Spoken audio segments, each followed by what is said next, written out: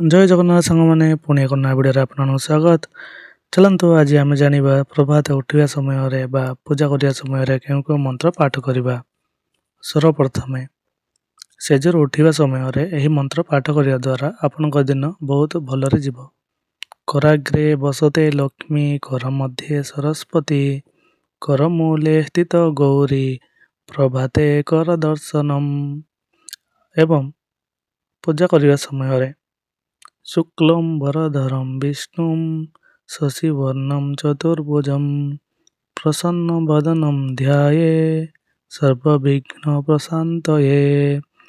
ଓಂ ଏକଦନ୍ତାୟ ବିଦ୍ମହେ ବକ୍ରତୁଣ୍ଡାୟ ଧୀମହି ତନ୍ମଦନ୍ତି ପ୍ରଚୋଦୟାତ୍। शान्ताकारं भुजगशयनं पद्मनाभं सुरेशं विश्वाधारं गगनसदृशं मेघवर्णशुभाङ्गं लक्ष्मीकान्तं कमलनयनं योगिविरधानगम्यं वन्दे विष्णु भवभयहरं सर्वलोकैकनाथम्।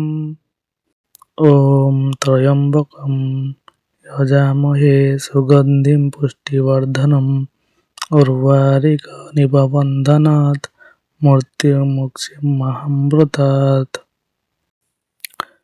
ମୁଁ ଆଶା କରୁଛି ଏ ଭିଡ଼ିଓଟି ଆପଣମାନଙ୍କୁ ଭଲ ଲାଗିଥିବ। ଯଦି ଏ ଭିଡ଼ିଓଟି ଭଲ ଲାଗିଛି, ଭିଡ଼ିଓଟି ଗୋଟେ ଲାଇକ୍ କରି ଆପଣଙ୍କ ସାଙ୍ଗମାନଙ୍କୁ ସେୟାର କରିଦେବେ। ଏହିଭଳି ଭିଡ଼ିଓ ଦେଖିବା ପାଇଁ ମୋ ଚ୍ୟାନେଲକୁ ସବସ୍କ୍ରାଇବ୍ କରି ପାଖରେ ଥିବା ବେଲକୁ ବଜାଇ ଦିଅନ୍ତୁ। ଜୟ ଜଗନ୍ନାଥ।